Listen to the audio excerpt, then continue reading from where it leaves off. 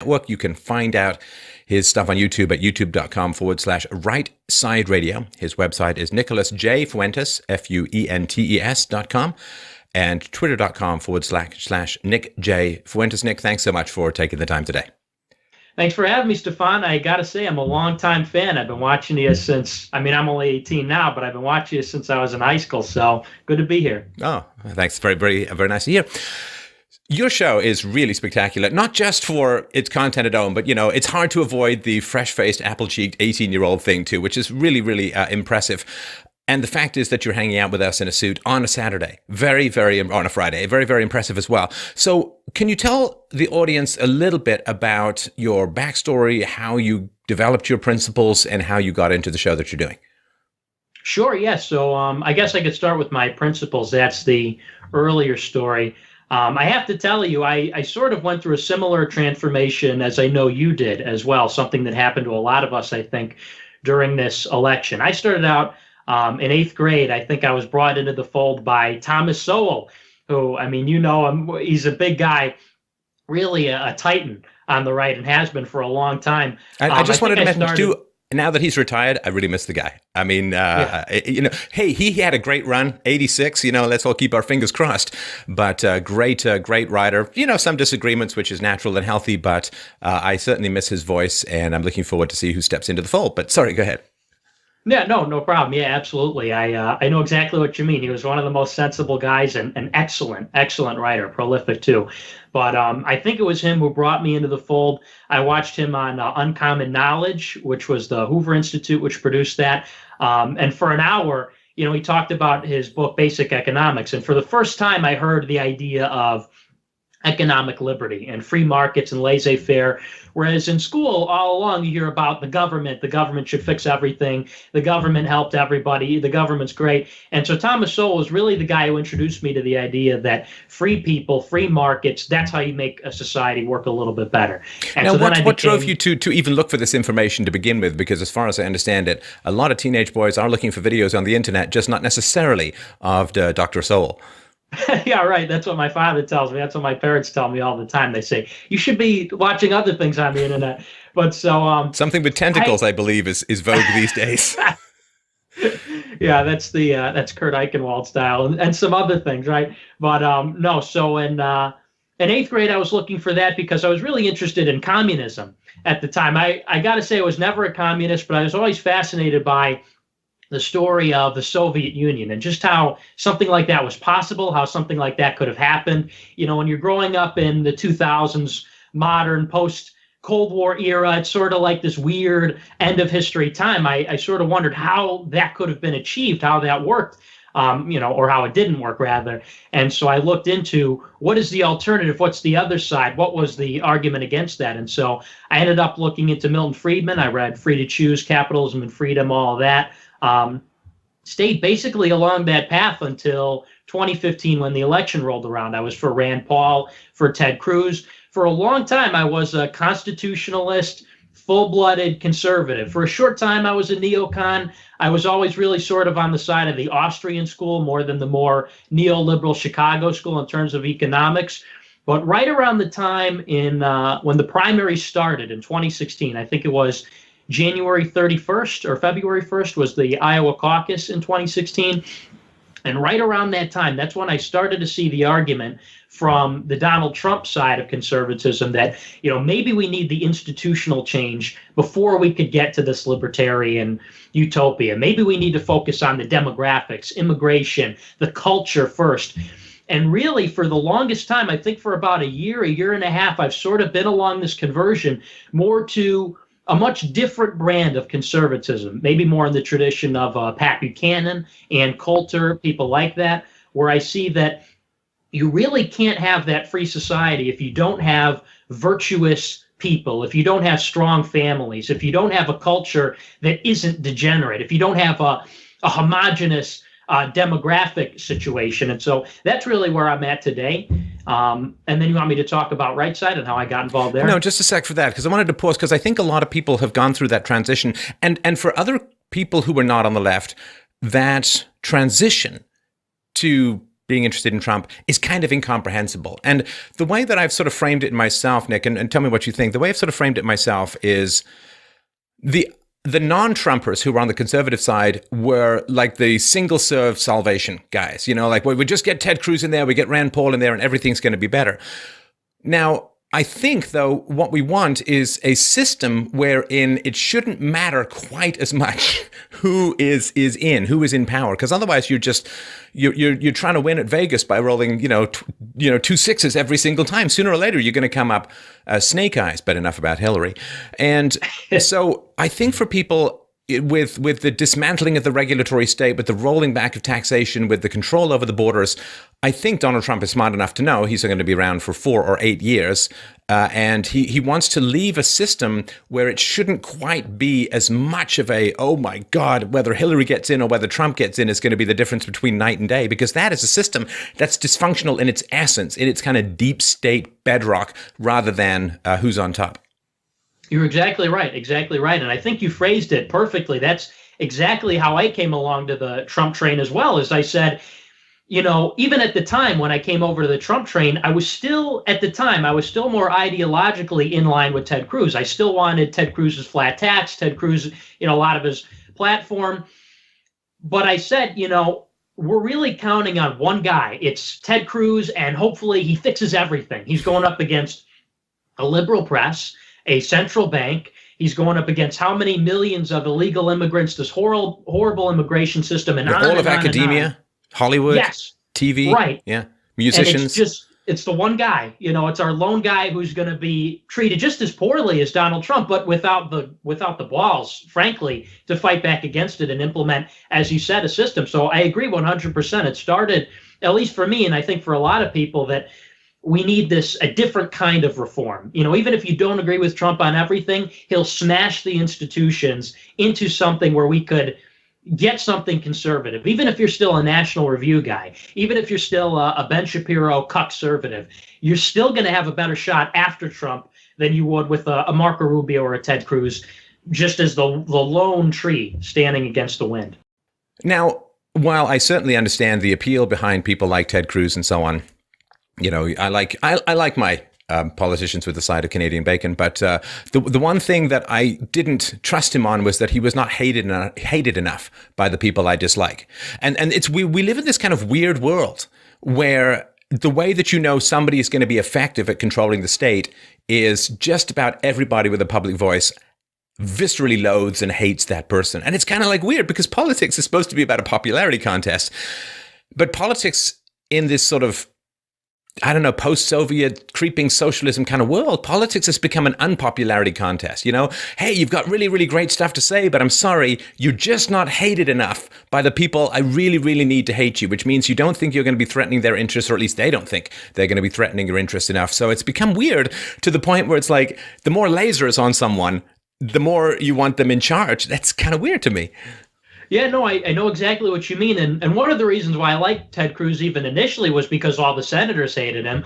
But you're right, because, towards the end of the primary, whether or not all the senators disliked him or whether or not the media disliked him, the Republican establishment rallied around him. And I don't think you could ever take that away, that was the reason why I think a lot of people had an issue with that. And you're exactly right that for the past 25 years, since the end of the Cold War, when George H.W. Bush made his New World Order speech, we've basically seen the same globalist monoparty, which controls the Democrats, the Republicans, all the media, every institution of political power. And so you're exactly right. It is about, how much a person is hated. It denotes how much they're really with us and not with them. It has sort of become the new divide, whereas before you might have had the right versus the left, leftists versus conservatives. I think now you really do have globalists. They're either with this elite ruling class establishment or they're a nationalist. They're with us, the people. And similarly, I think with the pundit class, there was sort of that same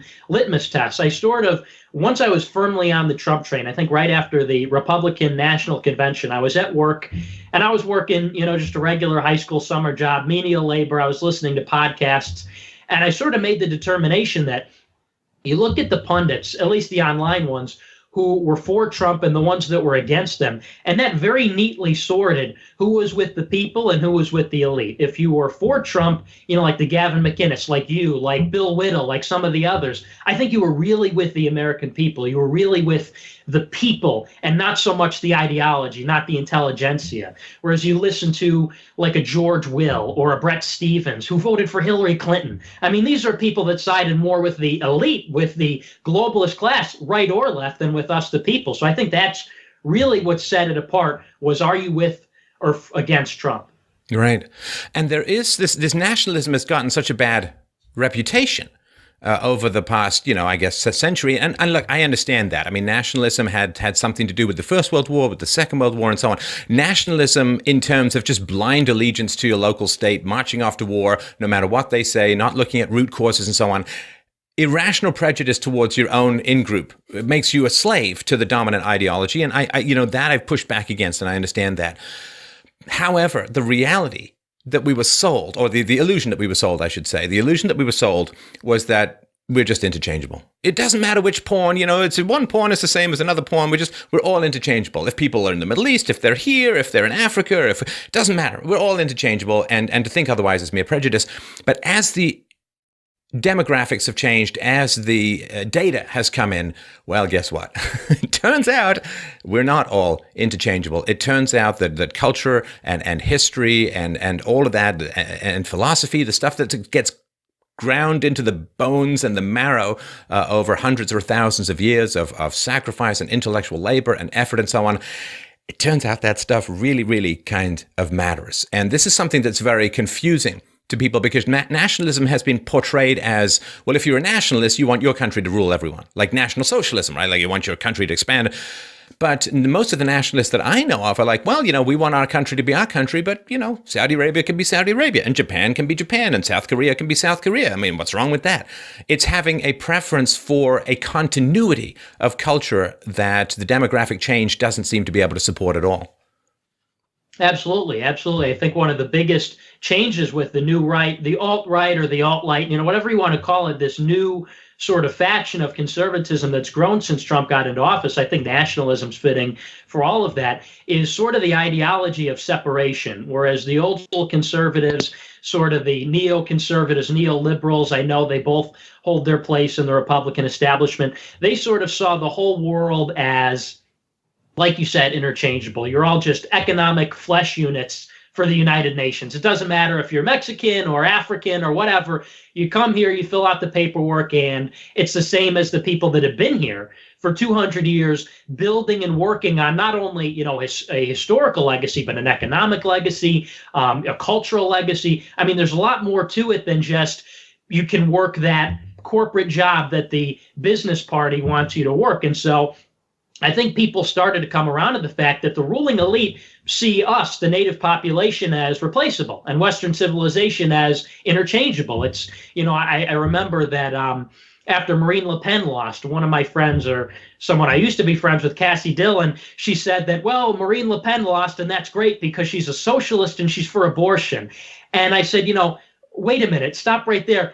If you look at the countries that have been under socialism and you look at the countries that have had demographic change, the countries that have been under socialism are better off, or will be better off in 100 years, than the ones that are being subverted and overtaken by the third world. Say what you will about the Soviet Union, but the Czech Republic, Hungary, Poland, Russia, in 100 years, they'll still be Christian, probably more Western than France and the United Kingdom. And so I think that really clicked in my head that it's not so simple as the libertarian message of, well, we just have to teach them liberty. We just have to go over to centuries or to countries that haven't had a libertarian tradition for millennium and say, hey, read Adam Smith.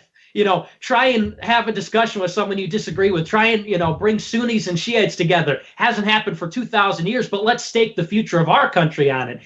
So I think people really came around to that idea that culture, history, people matter more than the ideology. Yeah, I would have to say that I was just reading on Twitter, I think it was yesterday, that in Africa, someplace in Africa, 5 bald guys got killed because there's a myth that there's gold inside of bald guys' heads. Now, I've got to think that if you're mining through human skulls in search of precious metals, you might not quite be ready for Rothbardian arguments for free markets. I'm just going to go out way on a limb here. There may be a slight barrier, and it's a weird thing too, Nick, when you think about it, that decade after decade after decade of communism appears to be the inoculation against mass migration. I mean, how bizarre it is. Because, when I was growing up, I was like, oh man, those communist countries, how terrible, what a horrible place to live.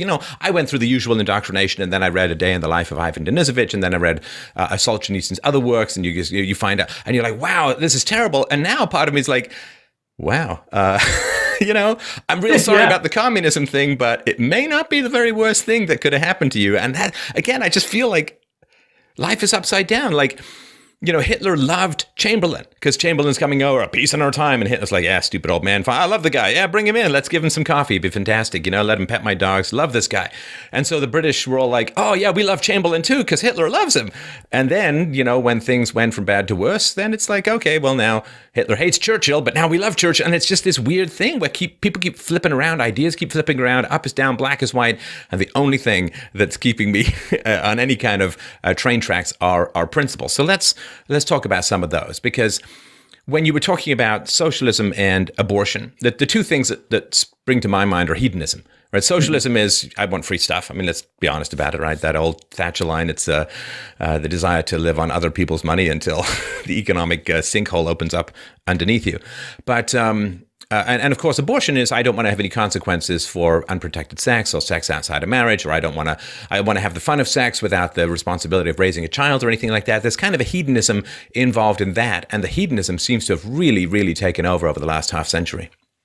Yeah, I think you're right on the money with the abortion argument. And that's something that really disturbed me. I got into an argument with somebody about abortion, and I sat down and I really thought about it. And then these people that say that they're pro-choice, what they really say is people should not be responsible for their actions. If you have sex out of wedlock, well, you should be able to take a human life because, why should another human life infringe on your ability to go out and have promiscuous sex and whatever? And you'll find that the people that argue for the pro-choice, it's not that they say that people shouldn't be responsible. It's to say that human beings don't have agency. We can't expect them to be able to restrain their sexual urges. They say, we should have sex ed. We should have this horrible, degenerate, hedonistic sex ed in high school because, well, people are basically animals without agency who can't control themselves, and we can't expect families to take responsibility for rearing their own children. And I took a step back and I really said, it really says something about the depravity,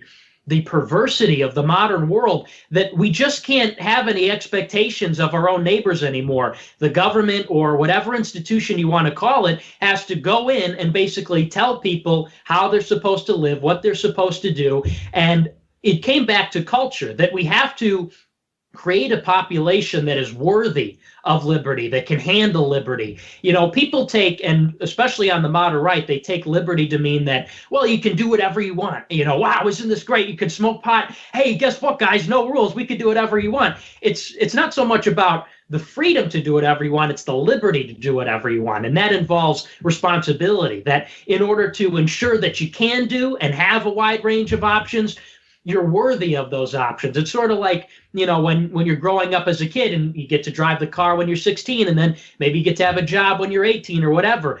As you become more mature and you can handle responsibility, you get more privileges. But, the modern right and the modern left, I guess the whole globalist spectrum wants it so that all people are just slaves to their whims, slaves to their desires, and in a way that allows them, I think, to be harnessed or enslaved by the corporate globalist establishment in a lot of ways. No, it's a very good way of putting it. And to me, liberty without consequences is just degeneracy.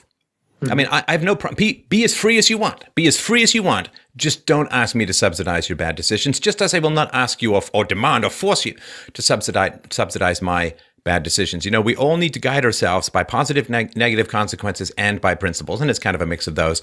And my concern has always been that when negative consequences are diminished, to the point now where, the people who are pro-abortion, they're not even sort of saying, well, it is troubling, but, it's just like, well, it's a right. It's like, well, As what's an old Reagan line says, I can't help but notice that everybody who debates abortion has benefited from it not being inflicted upon them.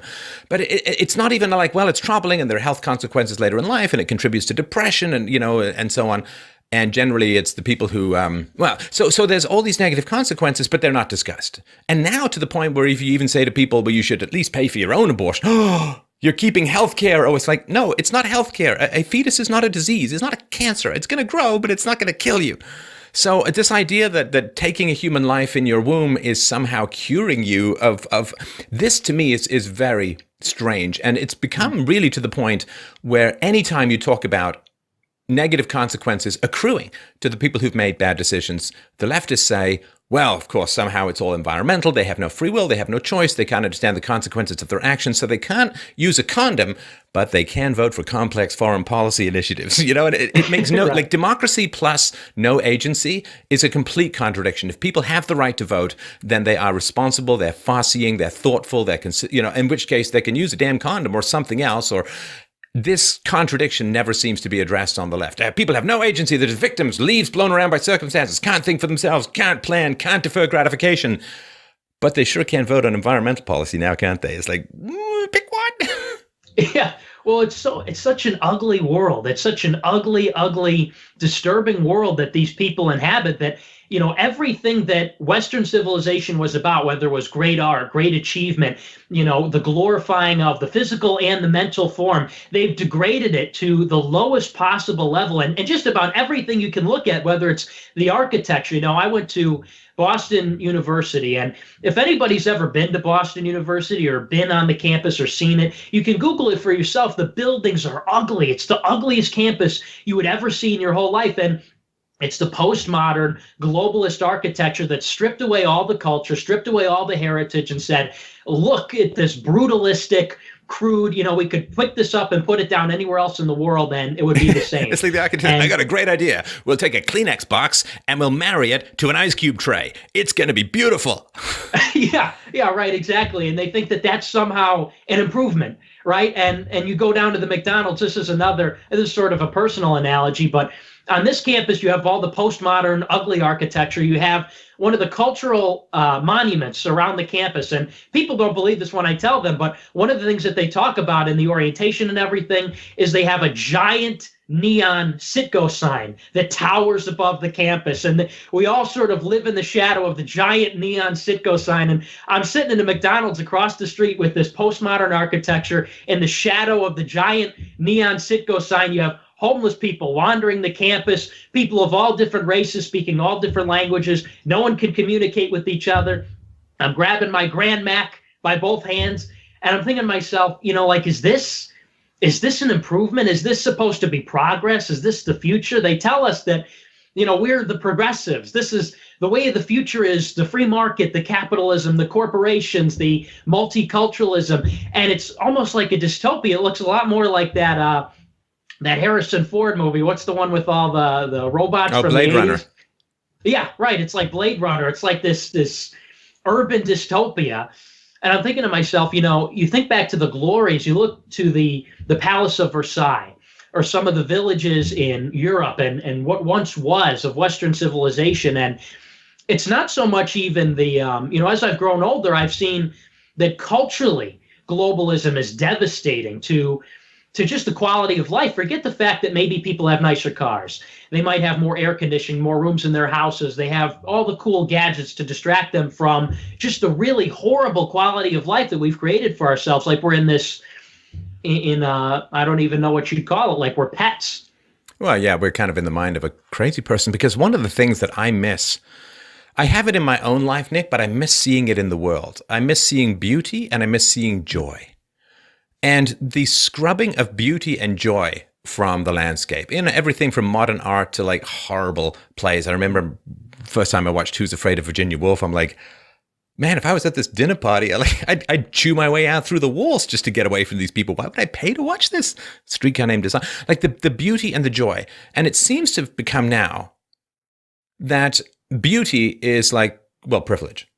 You can't enjoy beauty because there's ugliness in the world. You can't enjoy good food because there's hungry people in the world. You can't enjoy happiness because there are unhappy people in the world. And every time we try to look up and be ennobled or energized by some higher ideal, it seems like all of the depressed, anxious, negative people like scurry up like fire ants up your leg with their little pincers just to take away your happiness. Well, you only have this because of privilege and because you're white and because of this. And it's like, then it's like this weird pathological hyper-Calvinism where it's like any possible joy is a sin against the gods of political correctness. And I really miss, because that was still around when I was a kid. It was being kind of scrubbed out of England, but the creeping socialism and so on, but it was still around when I was a little kid. There was joy, there was pride, there was a feeling of community, of solidarity, of nationalism. And it's so been scrubbed now that any kind of happiness appears to be an affront for the miserable specimens that seem to be in control of public discourse these days. Yeah, well, it's the triumph of Sclaven morale, right? It's slave morality, that everything that's great must be dragged back down to the earth and crushed. And it's so true what you're saying about how beauty and joy have been scrubbed away. As a young person, speaking as a young person, I look around at my peers. I look around at the people that we recently graduated from high school, and you look at the epidemic of young people killing themselves and becoming addicted to opioids or abusing alcohol and dying from that. And people, all the moms and NBC and, on the Today Show, they'll say, well, it's the latest drug trend that's sweeping the nation. And why is it happening? And, they'll attribute it to whatever cause. But I look into the souls of the people that are taken by this disease. I think it's really globalism, my own peers. And it's really just a loss of meaning in their lives. They have nothing to live for. We've taken away God. We've taken away the nation. We've taken away the race. We've taken away the community, the history, and strip away all of that. Strip away every community larger than yourself to devote your life to. And what do you have? I really started to turn against individualism when I saw that the individual life is not very fulfilling on its own.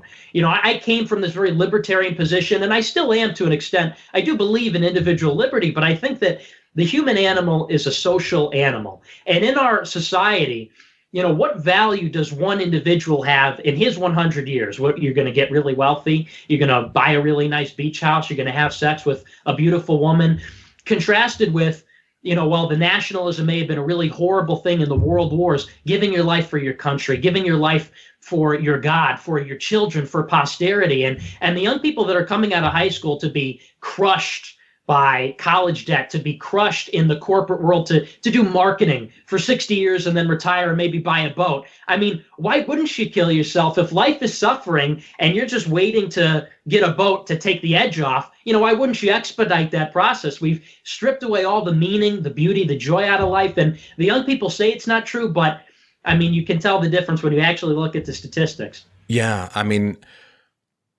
well, there's a great comment. Yeah, but community. I mean, this is a very, very powerful concept and idea. So when I grew up, I grew up on a sort of council estate. It was poor, but that old joke, well, we're poor, but at least we have each other. It was poor, but I could go out after school. I could play for hours. I could go meet up friends. We could have spontaneous games. We could go explore the woods. We just roamed everywhere. And this was from the age of like 5 or 6 onwards.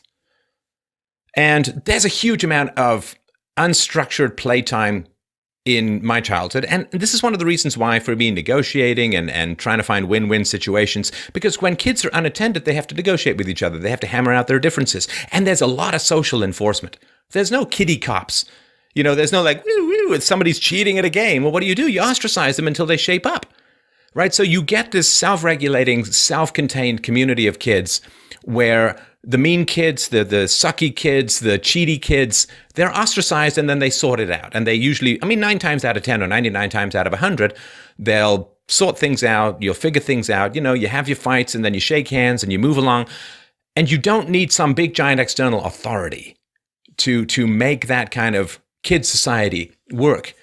I think kids desperately miss that now. Unstructured play in nature in particular is one of the things significantly associated with growing up believing in sort of freedom and so on. Because if you can self-regulate a society of 7-year-old kids, like 20 of them all playing a game, yes, you can self-regulate a society. You don't need a big giant state and court systems and all that to mediate every human dispute. That has all gone because community is about two things. It's about risk and it's about at least ideological homogeneity. There has to be some commonality of belief in order for you to be able to negotiate your differences, and there has to be some risk of non-conformance. Now, the risk has been taken away by the welfare state because in the past, if you decided you had a kid out of wedlock and so on, well, your life was terrible. No guy would marry you. You'd be shunned from polite society. The same thing used to happen, interestingly, if people got divorced for virtually no reason. Like if there was some god-awful thing, oh, he got a brain injury and he turned into a psychopath, it's like, okay, well, that's bad, but we understand the railway spike might have overridden your gold ring. But for the most part, if people just had an affair or just, well, I'm bored, I'm unsatisfied, I'm going to take off with this Spanish sculptor from down the road, then people use you couldn't do that because you would no longer be part of society. Your kids wouldn't get invitations anywhere. There used to be this amazing self-regulation of society. Now the risk has all been taken away. You can have a child out of wedlock, you can get divorced, you're probably going to end up better off financially. And so society can't sustain ostracism when ostracism is outlawed. And ostracism is outlawed when you're forced to subsidize other people's bad decisions. And so, with this massive redistribution of income, the welfare state, it has fundamentally unraveled everything that took, I guess now we're talking 300,000 years. They just found another older human being.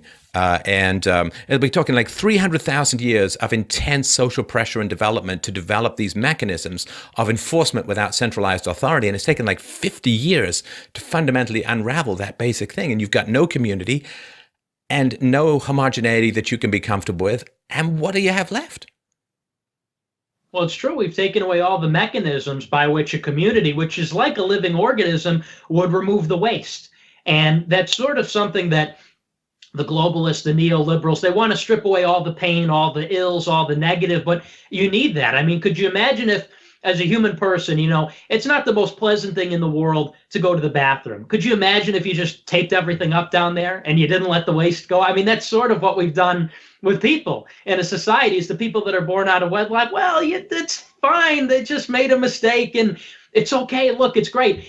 And you create sort of a moral hazard. I think that's a big part of globalism too, is the moral hazard that you're right. When you strip away the disincentives, when you strip away the consequences for actions, there's no reason for anybody to have any agency. Why would you? If you want to be a video game designer, or you want to write comic books for a living, or, you want to have a kid out of wedlock, or you want to be a sex worker or something, what's the negative consequence? Is there anybody that's going to judge you? Well, no, I mean, judgment is wrong, right? We're all just these flesh units that are supposed to toil endlessly to pay our debts and pay for our cars and watch television. We've really stripped away the essence, the soul of society. And someone that really turned me on to that idea was Jordan Peterson.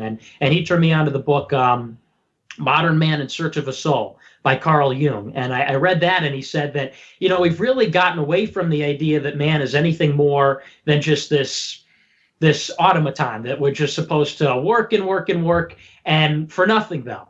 We have this life, we're here on this earth, but for no reason, though. And we're just supposed to get over that. We're just supposed to get over the death of God, the death of nation, and, find something to keep us occupied, like collecting stamps or, doing a marketing job. It doesn't work. And one of the biggest problems is not so much just the little things in our society that are wrong. The Republicans will say, we have a big debt. Or, well, we just have to fix the healthcare system. We have a society which is fundamentally dysfunctional and will collapse and break if we don't fix it in the areas where government can't just put a bandage on it, can't just tape it up. It's something that really, and one of your quotes, which I loved, I forget, I saw it on a meme once, but honestly, it was I'm not just blowing smoke, it was one of the most intuitive things I heard. But you said trying to change society without changing the family is trying to move a shadow without moving the statue. And that spoke to me because it's so true. What is a society or a country without its composite elements, which are good people and good families? And so, if we don't fix the people inside the machine, you can't fix the society. Yeah, I was just reading about how I think the number one cause of death for people in America under 50 is drug overdose. I mean, that is so astonishing to me. I mean, in a way, yes, you look in hindsight, it's kind of inevitable. But even though I predicted some of these things, when the facts manifest, I said, oh, it's like, I think there's a ghost over there. Oh, no, there is a ghost, It's kind of weird because, and I think, and I know particularly for white people, I mean, the life expectancy is just cratering and addictions are rampant. And I think, I don't know if it's just a white thing or, I don't know what, but I think when you live in a society that is fundamentally unsustainable, it's really, really tough to plan for the long term. Like I talked about this with Bill Whittle a while back ago, just you're growing up in the shadow of the Cold War. It's like, hey, is that a bird whistling or is that a bomb landing to end civilization as we know it? And it was really tough to sort of say, okay, well, I'm going to defer gratification. I'm going to knuckle down. I'm going to work hard and so on. And I think there's something now that the end is in sight. I mean, the end of whatever ride we're on. I think it's in my sight. For sure, it's in yours. Sorry about that, but we're working what we can to fix it. Good luck with all that. But the end is in sight. I mean, the unfunded liabilities north of $150 trillion. I mean, the end is in sight, and there's going to have to be. It's either a soft landing or it's a hard landing. Like it's either a negotiated landing or it's a wheels up, nose 90 degrees down kind of landing. And I think people are waiting for the end times, so to speak. I mean, some of the more extremist religious ideologies, like the end is imminent, the end times are imminent. So I'm not sure I'm going to go to the dentist this month because, someone's going to come and fix my teeth supernaturally. But I think that feeling of mathematical inevitability of an unsustainable system has got a whole lot of people, in a sense, circling the drain. Like, why bother? Why get involved? And particularly the smarter people who see the challenge coming up ahead of saying, kids, well, that just could be, in a sense, hostages to fortune for my future. And that, to me, is a very, very tragic place for society to be in. Well, yeah, there is this sense of doom. There's a sense of dread, and particularly for people that know what's going on, for people that have seen the charts and the graphics, all the things that the normies don't really concern themselves with. For people that see the picture in a mathematical way, just how you're just not going to be able to make it work, there is this sense of peril that we're in our lives and in our society. People ask me all the time, the complete degenerates that I graduated with from high school ask me all the time, Nick, why are you angry sometimes? Why are you reading books? Why don't you come out and hang out with us? Why are you reading books all night? And for people that don't understand, it's like, even if we did everything in our power to reverse, and we did everything right and everything to reverse the course in the exact right direction, still would probably come up short. And you still have the majority of the population that are going to watch the female Ghostbusters, and the majority of the population that are tweeting, hey, that London terror attack was really bad, but how about all the Islamophobia that the Muslim invaders are going to experience? And you realize that when the majority of the population is just so committed, the momentum, the inertia is just so in the wrong direction, it is sort of a hopelessness. I have to get my wisdom teeth out probably. I don't think I'm going to do it because, either in 40 years, my consciousness will be uploaded to some hive mind, like Alex Jones says, or there's going to be some horrible interstate war going on here. So, why do it? But it's true. There is a sense of dread for people that know what's going on. I take faith in the idea that we've stared at the brink before. Mm-hmm. We stared at the brink. Could you imagine after the Great War? And then, oh my God, 10 years later, there's another Great War. And then, oh, wait a minute, there's an empire that has 1,000 nuclear warheads pointed at us. But those crises were of a fundamentally different nature, whereas those were existential, those were outside. This threat is inside. It's a cancer of the body, and so I think that's why it's very tough for people that understand what's going on to really have the same energy, to have that sense of urgency when you're exactly right. They're looking in the face of impending death. They're looking at essentially the light of God and saying, well, what difference does it really make if I go out and exert myself like Sisyphus rolling the stone up the mountain just to have it roll back down again, and, some Jim Comey testimony blows it up and we don't even have Trump anymore. I mean, what's that's going to look like in 10 years? But I'm keeping the faith. I'm trying my best, but you're right. It's difficult for us who know what's going on. I think the West has never faced such and it's an overused phrase, an existential danger, but the West has never faced such an existential danger, I think, as it faces now, which is the downside. The upside is we've never had this kind of technology before to spread information. This is in a sense the great glory and the great bummer of the internet. Because with no internet, it'd be like, well, I can stuff my little hand-typed manifesto into people's mailboxes, but, there's no hope, right? Because the internet gives us this enormous power and hope and potential, which is great. And sucks a little too, because you can't give up. That's the problem. You just can't give up. There is will and there is means and there is methodologies to fight the good fight. And so I'm very glad that there's the internet, even though every now and then it'd be like, oh yeah, good, Twitter, good news, good news, good news, good news. So I mean, it is something that is so fundamentally transformational that you can't step aside, because there is hope. And if there is hope, it is in the data packets. Yeah, well, it's true. And someone like me who was, you wouldn't have believed it. I know a lot of people wouldn't have believed it who knew me well. In high school, I was the Milton Friedman guy. If anyone had an argument about, why there should be social welfare or whatever, there I'd be with the Free to Choose lecture series, chopped and pasted, ready to go. And, if there's hope for someone like me who was so ideologically convinced that this was a direction that could have sustained itself, if only we passed a couple of bills and maybe had a constitutional convention, I think there is hope that we can convert people. And I saw on Twitter, there was some article somebody posted where you only need 10%. You only need to convince 10% of the population of an idea and have them really convinced to change the whole zeitgeist. And, you look at the American founding, it was only about a third of the people that were really patriots fighting for independence. And, hopefully with the tools that we have, with the will that we have, we'll do it. But the more that I've gotten older, and I'm not very old, but the more that I have gotten older, I've sort of seen that it is up to people succeeding. It's not like it's this destiny, it's this fate where, everything's going to work itself out.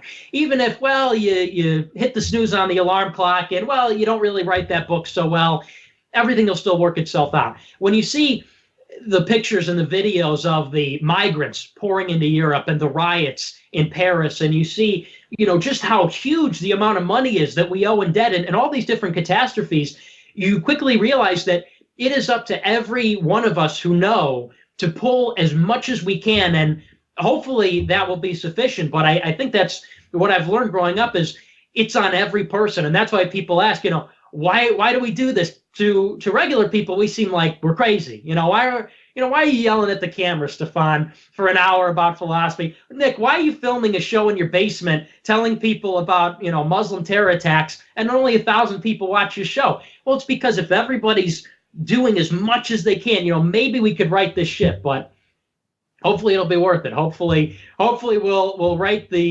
everything and people will thank us for it. Maybe not. The good news is that if it wasn't so tough, I'd probably be doing something else that was tougher, because I enjoy the biggest challenges around. And it doesn't take a lot of people. And this is the funny thing too, when people communicate over the internet, sometimes it feels like you're flying over fields, throwing seeds out the window, right? But here's the thing. You never know who the great person is that you're just going to light up. And they may be somebody with me, right? Maybe you're going to end up being a billion times more successful than me. You have like all the charisma in the known universe, and in which case, the work that I've done has some influence on you. Fantastic. And maybe somebody after you. You don't know, somebody who's got a lot of resources, somebody who's just incredibly charismatic, incredibly well-spoken, maybe really handsome. I don't know. But you don't know exactly what's going to happen. And that's why we have to do the work that we do, because we do have an airplane, we do have a whole load of seeds, and the fertile soil can really change things. The analogy of the farming is, corn is only so much. But the Pareto principle, we know that somebody who's really brilliant, look back at the history of philosophy, we're talking like 20 people, maybe. Certainly Western philosophy, 20 people, you could argue down to 15, mostly men. So if those 15 people had said, I don't really feel like doing it, we'd live in an entirely different planet, and you have to do the very best and with what you have. And that's something that is new. And I was thinking about this because I want to ask you about your experience, Nick, of your own generation, because I was thinking back. I'm in this half-century mark where I'm like a salmon going back upstream to all of my early memories. It's either gonna have to write a memoir or something like that. But I was thinking about all of my friends in junior high school and high school, and I was running through them. It's like, okay, well, that person, they kind of did their own thing. That person, no, never got married. That person, no, never had kids. They're all very smart people and all have done very well professionally. but I would say less than 25%, maybe 30% of them got married and had kids. And that is something that's very, very unprecedented throughout most of human history. I mean, the birth rate was higher during the Second World War than it is in the West at the moment, at least among whites. And that level of hedonism is funny because hedonism provokes degeneracy, which provokes debt, which provokes more hedonism. It's this kind of vicious cycle. So what is your experience of your generation? I don't have obviously a big view into it. My daughter's a lot younger than you and I'm a lot older. I don't have a good horizontal view of that. But I've heard that there's a conservative streak or a more traditionalist streak among the younger people.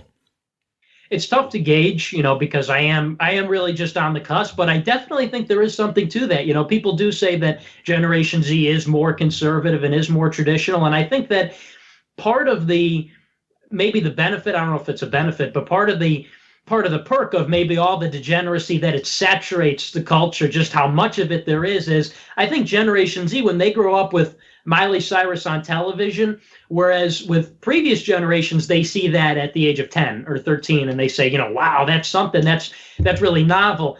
I think one of the benefits maybe of having it be so saturated, maybe it will break the cycle because you see a lot of the younger people growing up with that as the norm and they say, yeah, okay, you have your Miley Cyrus, but maybe let's pursue something a little bit more meaningful. And I think that you see, especially with the internet and, just sort of how empty and how vapid what the degenerate globalist culture has to offer. I think that's pushing people back in a more traditional lifestyle, and they're sort of rediscovering it for themselves. And so I will say there is something to that. I could definitely see that happening. And, obviously time will tell how they'll grow up, but I see that starting with a lot of my peers in high school where there is a little bit more monogamy. There is a little bit more of an eye towards the future, towards saving, towards posterity. They say that the hard times create the strong men, the easy times create the weak men. I think we're in a hard time right now, whether it be the recession, whether it be demographically, culturally. Hopefully that's creating a new generation of strong men. I think we are seeing the roots of that. Hopefully the establishment doesn't do anything to thwart that, because we know that if the establishment is good at anything, it's thwarting that sort of beautiful development, that sort of progress in the right direction. So hopefully we'll see that. And we do see that in places like in Russia, in Poland, and some of the more traditional societies where you see sort of a new beginning, where Christianity is having a rebirth even in Asia and in South Korea and Russia. Hopefully we'll see that in America. And I think that the more that people see less meaning in the wealth, in the material world, I think they'll start to turn towards posterity and towards the heavenly world, and hopefully back to where Western civilization was 500 years ago. So I think you're definitely onto something there.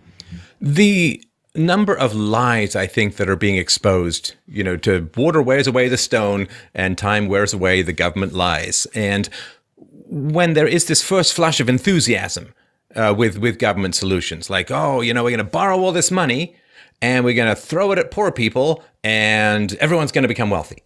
Now, of course, when people see poor people getting more stuff and the taxes don't go up, right? The big 60s thing, right? It drove off the debt. You wanted a welfare state at the same time. Nobody has to make any sacrifices.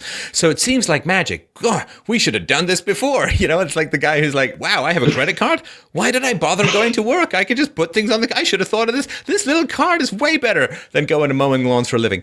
And so I think people had this magic fantasy land of poverty is going to be solved by the welfare state, or racial tensions are going to be solved by affirmative action, or, all of this racial preferencing quotas. I think it was Eric Holder a couple of years ago was talking about affirmative action. And because it was originally never going to be a quota system, just like the 1965 Immigration Act was never going to change American demographics. So it's never going to be a quota system. Of course, it immediately becomes a quota system. And somebody was asking Eric Holder, this is 50 years into affirmative action, saying, any chance this could wind down at any point? And he's like, affirmative action? Man, we barely even started. We've barely even scratched the surface. And it was just like, A, that's not how it was sold. And B, are you kidding me? I mean, how many trillions of dollars? Anyway, so I think this idea that sexual liberation is going to make everyone happy in society. Well, STDs, unwanted pregnancies, broken families, a massive welfare state, single mom households. Single moms are noble heroes, just out to do the very best for their children. Well, no, massive dysfunction in the kids of single mother households and so on, drug addiction, criminality, promiscuity, addictions of various kind and so on. And so all of these, diversity is a strength. It's like, well, of course, if it's a strength if all you do is import people who vote left, then yes, it's a strength for the left. So I think the number of lies that have come down is astonishing. Like my daughter likes these domino videos on YouTube. I don't know if you've ever seen them, like, domino. It's like, that's as fast as the lies are just coming crashing down. And the great danger of that, of course, Nick, is nihilism. The great danger of that is, well, everything I've been told is a lie. There's no such thing as truth. I'm just going to stimulate my nerve endings like a monkey with an electrode until I die. And I think our great challenge is to say, yes, everything that you've been told is a lie. And the last thing that you see, the last domino that stands, is the truth. Because if everything you've been told is a lie, you know now a lot of lies, which means you have some direction where the truth is. And holding up to people the idea of objective truth, of moral truth, of things to sacrifice for, of things to grow towards, of nobility and beauty and honor. Honor is a word you don't hear outside the military anymore, but there can't be any military for long in the honor if there's no military as a whole in the general population. Affirmative action and chicks with guns. Anyway, it's a whole other topic. But I think that is our great challenge, and this is one of the things that I really like about your show, is there is a passion and there is a criticism, but you're also holding something up to say the last domino falls and you think that there's no hope, right? It's like Pandora's chest, like you take out all these demons, there is something after the lies fall that we need to look at and absorb and start building towards. Yeah, absolutely. And that's the reason my show is that way, is because that's been my life as someone that's lived through the sludge. And that's been my life, as the television, as the broken education system, the recession, the government lies. I grew up and it was Bill Clinton and then Bush and then Obama and then finally we have Trump. But, I look at some of the older people that have at least had a Jack Kennedy. They at least had that something to look forward to, something to even look back to as something that was truthful. And that has been the story of my life, is looking for what is the truth, because there have been so many lies. And so it has been, in a lot of ways, a personal odyssey for me, and why it is sort of a personal struggle to help fellow, and I'm not going to pretend like I'm this great evangelist or anything like that, like I'm this great philanthropist, but just to tell my story, that this has been my truth that I've been searching for, or rather the objective truth I've been searching for, as you're right, as everything has come crumbling down around. Because the majority of people that I talk to that believe the same things that I do, that have gone through the same journey, they are nihilistic. They're nihilistic with Trump. And I see this on Twitter a lot with people that are so quick to throw in the towel. I remember on the day of the Syria strike, they said, you know what, that's it. It's over. Forget about it. There's nothing to live for. Everybody, Trump's a globalist, whatever. I'm done.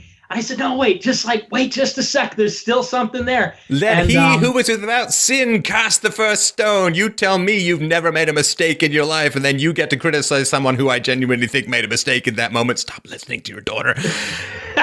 Why are you so concerned with the mote in your neighbor's eye when you're a beam in your own eye? I mean, that's something that people need to have some patience with, I think, with themselves and with others.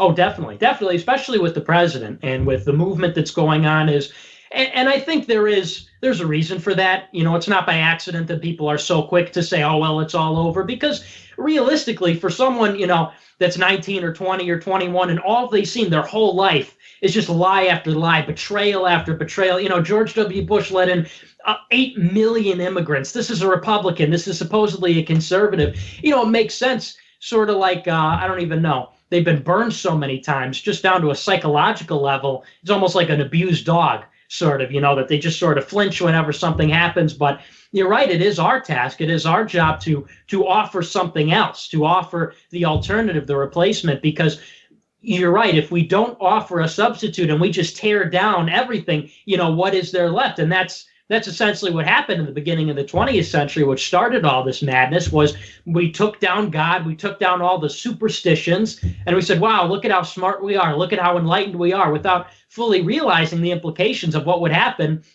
in the absence of meaning, in the absence of a God to devote ourselves to. And we just have to offer up those virtues that you talked about. I think that's primarily why paganism hasn't appealed to a lot of people in the alt-right, is because even the church has been subverted in a lot of ways by the globalists. But we do have to offer something as an alternative to all the vapid lies, the sludge, the goop that we've been fed, outside of television. Well, and I think one of the great challenges is that we men are genetic/socialized to sacrifice. Male disposability, right? You've heard this a million times. It's all over the place, right? 12,000 men have been mown down by Wonder Woman, but she split a nail and everyone's like, right? So Right. men, when you ask a man to make a sacrifice, he's like, yep, how big, how much, how far? One arm, two arms, head, whatever you need. Just dial it up. It's a buffet of male disposability. The big challenge now, though, which is, I think, one of the greatest challenges that we're going to face as a civilization is, sorry, ladies, it's kind of your turn now. Sorry, men have been doing it 300,000 years. Not that women have never sacrificed and all of that, but sorry, ladies, I know you love that welfare state. I know you love it. I know you feel like it's your second backup beta husbanding just in case the first one doesn't quite work out. But you got to let it go because unfortunately, it's a giant sticky trap for migrants. You have to let the welfare state go. I know you really love that job security in the government. I mean, the federal employees, the significant numbers of women. I know you love having these big pink ghettos of an HR department because of all the regulations and all the law. But I'm sorry, we're gonna have to shrink government, which means that more women than men statistically are going to have to be fired. Like there's a lot of things where the sacrifice that is so used to being shouldered by men, and frankly, I would actually rather just not have the welfare state than be sent off to die in World War II or something like that. So it's not a huge sacrifice. But I don't know that women are, as a whole, that ready for something like that. I don't think it's something that men can particularly solve. We can talk about it and so on. But if the welfare state is drawing, there's 700 million people on the move in the world. 700 million people on the move in the world. And every single one of them, I've no doubt, would love to get into a Western-style welfare state situation where they can make 10 times or more without working what they would have been able to make scratching somewhere away in the desert. So this is the giant, it's the pot of honey that's bringing the people to disturb the picnic. And so I think that the great challenge is saying to the women, sorry, it's been 300,000 years of men getting their, nads shot off. And now I'm afraid you guys are going to have to take one for the team because it's going to be tough for you. I don't know that there's a lot of preparation or people are kind of ready for that. Yeah, no, you're absolutely right. And I think that's sort of why you've heard so much feminist propaganda for how many years is sort of as an inoculation against that. And it's funny you mentioned that. I talk about this a lot on my show about how, the gender roles for both men and women are biological. The basic conservative argument about how, there's two sexes. Have I triggered you, leftist? This is very easy to say there's only two biological sexes. The next leap that the basic conservatives have to make is there are also biological gender roles. And you look at the anatomy, you look at the bone structure, you look at everything else, and you're exactly right. The women do have to cut it off a little bit, and they have to return to where they were when we had a functional society, because there just isn't one. And I got in a big fight in a Starbucks at Boston University with like 5 different women about this. You'd be surprised. I'm not so much of a catch in Boston, but I got into a big fight with about, like 5 different women in a Starbucks because they're telling me, hey, I want to grow up childless and not get married, and what's wrong with that? And I said, well, look, number one, you're going to be miserable. Number two, this is not a functional country. Everybody can complain about all the, the sexism and the everything else, but if we don't get the fertility rates back up, if we don't, like you said, cut off the welfare state, if we don't have strong families, there goes the country. And with the primary one I was talking to, I said, look, you may say rah, rah, rah, girl power, you go see Wonder Woman, you wear your pink clothes. Okay, that's great. That propaganda that you're being fed, that message that you're regurgitating, it's not made by women. It's not made by people that care about women or like women. The feminist message was crafted by people who, if you look at the results of feminism, must hate women because it makes them miserable, it makes them poor, it makes them sad, and all the rest. And so I think we just sort of have to convince them that it is ultimately to their benefit. They're being used like pawns in the same way that a lot of men are in the grand game. I mean, the feminist message somehow appeals to women that we're going to push you into the workforce, we're going to push you into the battlefield, we're going to push you into the fire first. There goes ladies and children first. I remember one time some girl, she lost a bet, she had to pay for dinner for me, and I was like, wow, this is great. Why do women want to give this up? I'm just sitting here eating dinner. I could order whatever I want. I don't have to worry about finishing it or paying for it. and they're getting pushed into the battlefield, into the cubicle, and they think that's pro-woman. We have to get the women on the same page as us. It's true. Well, and to me, and it's all just about not using force to prop up ideologies regarding this. The more extreme elements of feminism desperately need the welfare state. They desperately need abortion and so on to cover up and to mask some of the differences that naturally accrue. You know, if you get married, your wife gets pregnant, let's say you want 3 kids. If she wants to be a good mom, wants to stay home, wants to breastfeed and all that, recommended 12 to 18 months or whatever, like, I'm sorry, that takes her out of the workforce for at least 7-8 years. And then after that, as a stay-at-home dad, I mean, it's time-consuming. It's like it's your big number one job. You don't get to have it all. You don't get to have it all. Now, if you borrow, if you print money, and then you can have the illusion of having it all. And that, to me, is the great lie. Without massive subsidized wealth transfers, this ideology of, absolute perfect, no matter what, consequentialist egalitarianism between the genders, and it all comes down to child raising. Yeah, if you don't want to have children, then you can do most of what a man can do. There'll be some physical strength limitations. But the other thing, too, if you don't want to have children, don't expect or don't advocate for big old age pensions. Because that's another thing that's frustrating. I don't want to have kids, but I damn well better get my pension. It's like, but you're not creating economic agents to pay for your pension when you get older. All the people who want big, giant social programs that need future taxpayers to fund them and don't have kids, I don't even know what to say. I mean, how do you even explain 2 and 2 make 4 to people like that?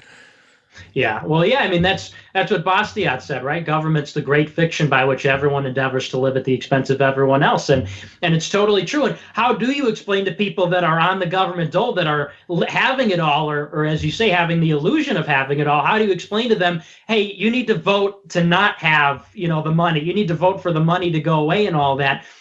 I don't know. I mean, that's a question I can't answer. And at my ripe old age of 18, it's a little bit difficult, but we're going to have to. You're absolutely right. But nobody said to men, well, how does society function if you all get drafted and go to war? How do your families continue to function? How do the fields get planted and harvested if you have... stuff happens and everybody works it out. Stuff happens, community emerges. When risk increases, community will magically emerge like Atlantis out of the sea. When risk increases, people look and say, well, how am I going to possibly make things work without the welfare state? It's like... Do you know that the people made things work in wartime, in plague? They got together, they worked things out. You can get together with your neighbors. You can all watch each other as kids while you go get a job, or you can find some great guy to take care of you. You will find a way. This idea that we've become so fragile and such a hibiscus that we can only operate in a tiny, narrow band of status subsidies is like, come on. We ruled the planet. We're top of the food chain, and we didn't get that by being dependent on stolen money, for God's sakes. I mean, we become so fragile, like, with glass. It's like, no, you'll be fine. You'll be fine. It'll be tough and you'll be better for it. Oh, but Stefan, that's not easy though. I can't figure that out by clicking a button on Facebook. So I don't want to hear about it. No.